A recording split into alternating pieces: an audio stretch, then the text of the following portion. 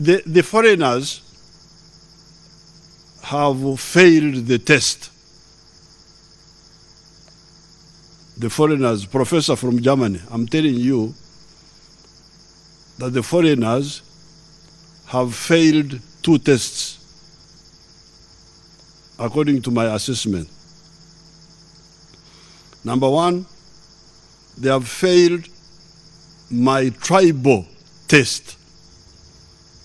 Because in my tribe, there is no way you can say that because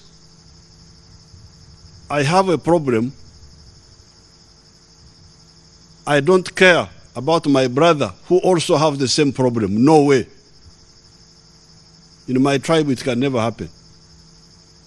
Yes, I have a problem, but if my brother has a problem, I will share the ritual I have with him to solve my problem, but also address his. This is my tribal code. And this was tested when the corona was starting. Because here in East Africa, we had the problem of sanitizers. Ugandans drink a certain strong gin from bananas called waragi. It's a strong gin, they normally poison themselves with it, and they like it.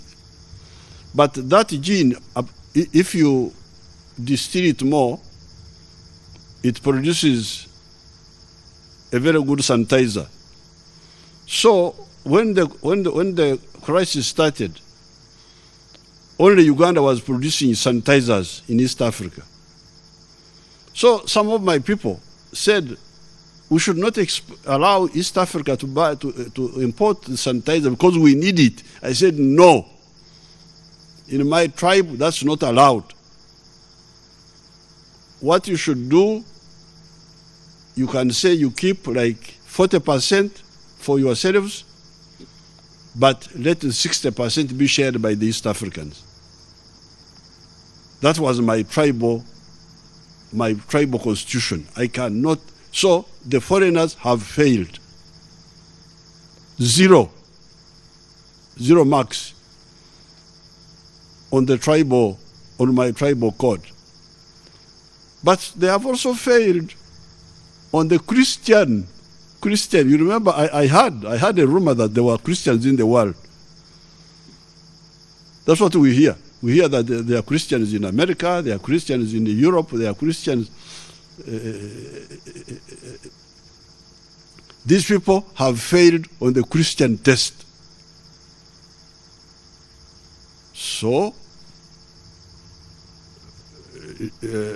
we are going to look for the vaccine for the short run, but also they have failed on the test of strategy, because we now know that they don't care about us. Thank you very much. Yes, some of us may die, but our children will now know that these are not people to depend on. So, 3 failures: tribal, Christian, strategic. But if they can repent, quickly, repent and say, please, the vaccines are here. Find a way of covering up. So that, we didn't know they were busy, they were occupied. We can see how to cover them up.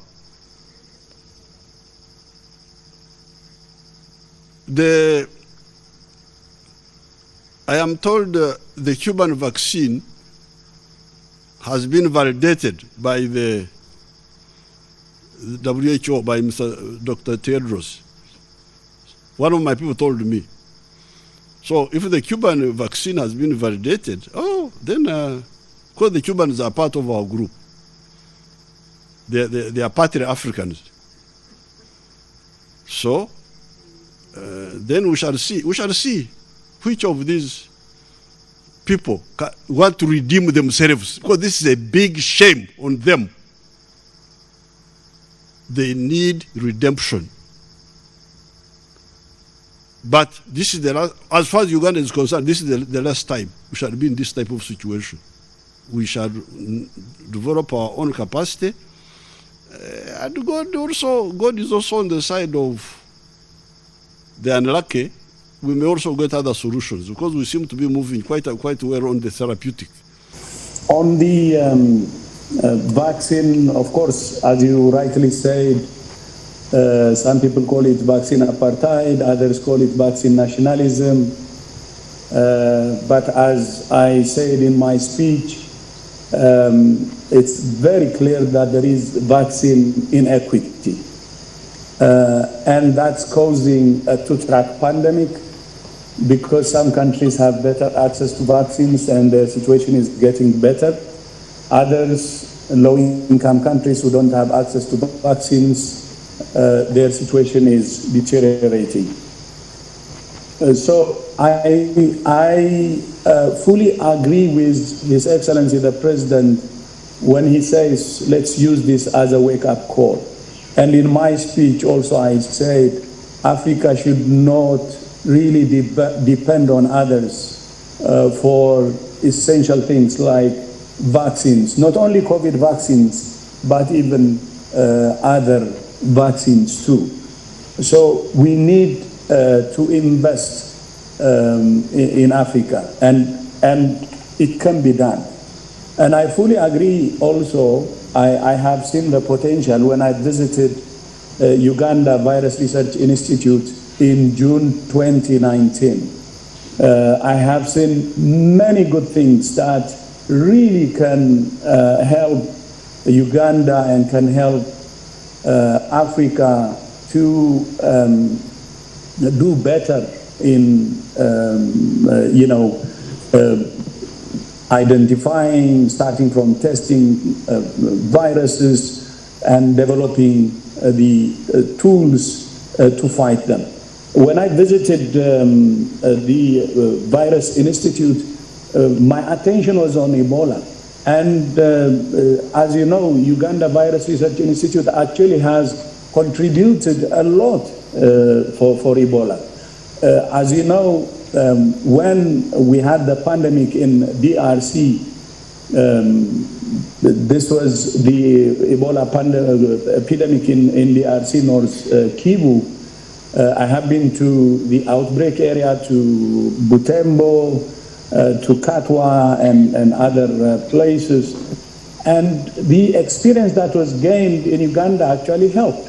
And that's why the virus didn't go out of control like it did in Western Africa in 2014. Because of the knowledge that we gained, Uganda also contributed. We fought better in DRC. Of course, that was the reason that gives you the hope that Africa can do and can do its share and can be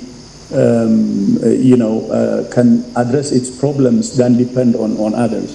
So I agree on that.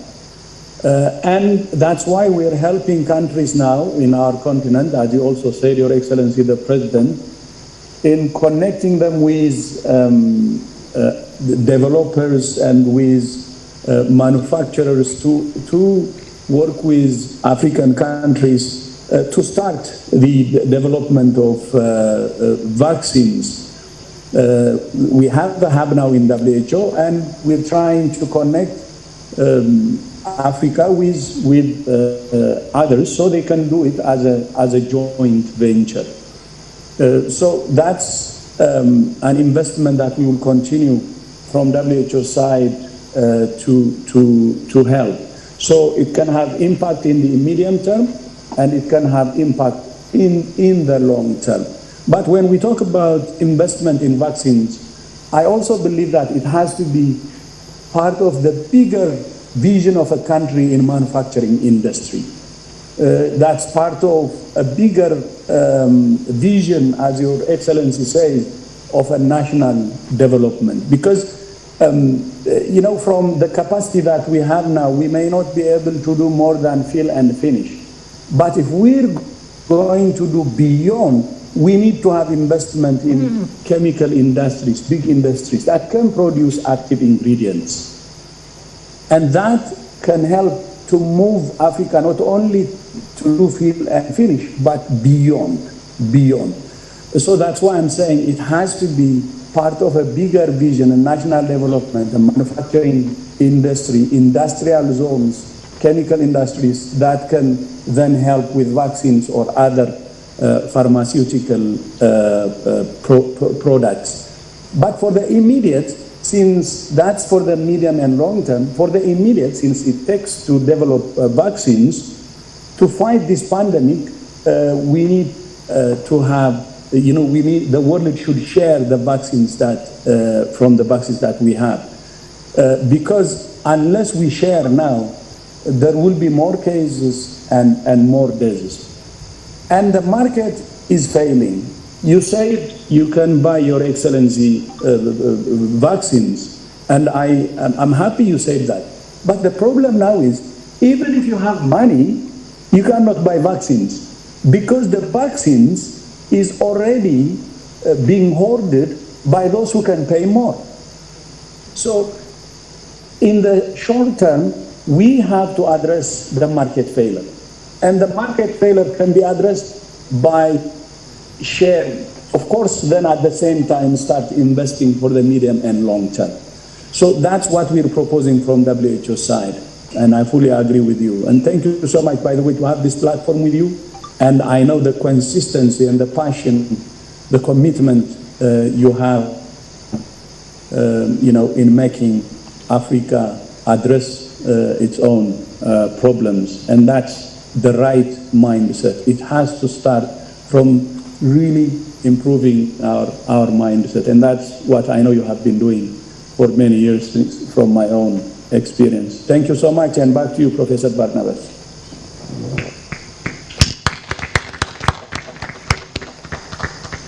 Thank you very much, Director General. Your Excellency, I was one time very angry, and I'm sure very many Africans were very angry, when some very powerful person was trying to blame Dr. Tedros for the spread of COVID-19. We said, sure. But thank you very much for standing firm, Dr. Tedros. We are proud of you. Your Excellency, I think now you could respond to what Dr. Tedros said. Of course, in the short run, we shall see who can sell us the vaccine. Because this is just immediate to fire brigade now. But I can assure you, for Uganda, in 1 year, 1.5, we shall never again be in such a situation. If we can buy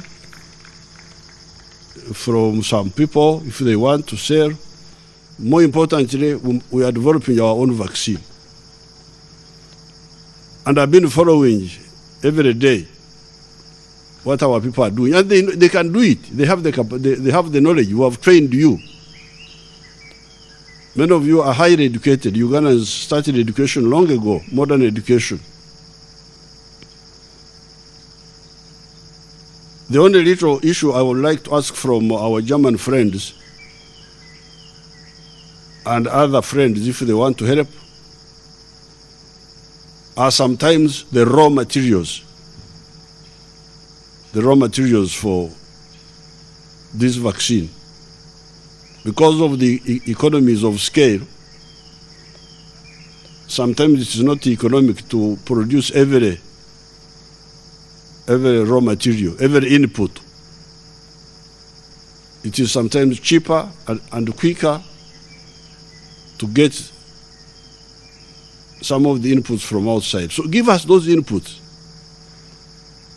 But my people have been getting problems. It seems some people don't want Africa to stand up. So I'm glad you have this organization. You discuss frankly, let's get the support of we shall pay. We don't want to we don't for me I don't want any donation. No, I will pay. But if I want my people, for instance, I will give you one example. My people wanted cells to grow the virus here. These cells apparently originally came from the African green monkey. Apparently it has got, the green monkey has got some cells which are good for growing the virus. So, clever outsiders took the cells and multiplied them. So when I quarreled with my people, you people, how can you sit here as if you are imbeciles? That we are dying, we are waiting for foreigners to come and save us. We shall die until the foreigners come to save us. What sort of people are you? And you are trained. It is the orientation. It is a slave mentality. My people now started trying to get the cells now. They are nowhere in Africa. You can imagine in the whole of Africa, there were no these green monkey cells, which originally came from Africa. And my people started looking here, looking there, looking there. A lot of struggle. And some were wondering, you Africa, what do you want the cells for? You stay there and wait for other people to make the vaccines. I said, no. We must get them. If we don't get them from the ones we think are friends, we shall find another way of getting them. And we got them. So my people now are moving. But they need some other raw materials. Even this morning I was checking with them. Please, if you really want to help Africa, get us those raw materials. We shall pay. I don't want any help from anybody. I will pay. I will pay for the vaccine if it is already done. I will pay for the raw materials. And in the next 1.5 years, we shall be standing up in all these areas. We shall be having our own vaccine. We shall be having, we already have our own diagnostics. We already have the therapeutics. The therapeutics. We may help the world. We are moving very well there. The therapeutics. So therefore, for me, there is this prepared speech here where I say, I'm happy to see you and so on. But I'm telling you my thinking now. So that's what I would like to say. Yes, in the short run, if they can, good. But they haven't. Because if we had vaccinated, we wouldn't get this second wave. Because for us, we had controlled the first wave. Only 300 people died in the first wave. In 1.5 years, only 300 people. Now, I think we have gone to 800, a total of 800 now, because of missing out on the vaccine. So, we are ready, but we have learned. Of course, for me, I knew. The only thing is to convince all these people here that you people, Sabagamba. Sabagamba in Germany is, did I not tell you? Did I not tell you that you should depend on yourselves? That's really the issue. Of belief, which you call Christian, and most importantly, is a question of a good brain which you call strategic. And you are quite right, the world failed. But it also tells us a lesson, the exact lesson which you are alluding to. We have to be strong individually and regionally, but we also have to work together globally. And with that, I would like to stimulate that the M8 alliance and also the Ugandan government, represented by yourself, and maybe Dr. Tedros by the WHO and my co-president Charles Iwingira, that we push for a Kampala declaration addressing exactly these issues and asking for the world to take the lesson from these events. Thank you. No, thank you so much. I think I have taken a lot of time today, and such a great honor. And I would like again to thank Uganda for hosting this event, and for His Excellency the President. To His Excellency the President for his leadership. One thing I would like to say is that I fully agree with the President of the World Health Summit's recommendation, that's to have a declaration of the meeting, and would be happy to support in any way possible. As you may know, I am the patron of the World Health Summit, and I fully concur. And the declaration can help us also in the October meeting of the World Health Summit in Berlin.